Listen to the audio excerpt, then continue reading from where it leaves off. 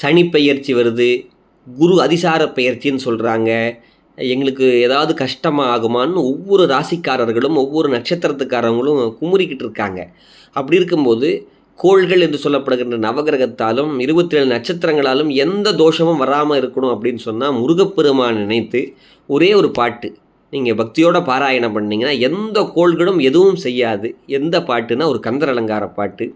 நாள் என் செய்யும், வினைதான் என் செய்யும், என்னை நாடி வந்த கோள் என் செய்யும், கொடுங்கூற்று என் செய்யும், குமரேசர் இருதாளும் சிலம்பும் சதங்கையும் தண்டையும் ஷண்முகமும் தோளும் கடம்பும் எனக்கு முன்னே வந்து தோன்றிடினே அப்படிங்கிற இந்த கந்தர் அலங்கார பாட்டை பக்தியோட தினமும் காலையும் மாலையும் 6 முறை பாராயணம் செய்தால் உங்களுக்கு சனி திசை நடந்தாலும் சரி, செவ்வாய் எந்த திசை நடந்தாலும் சரி, எதுக்கும் பயப்பட வேண்டாம். முருகப்பெருமான் நம்மை காத்தருள்வார் என்பது நம்பிக்கை திண்ணம்.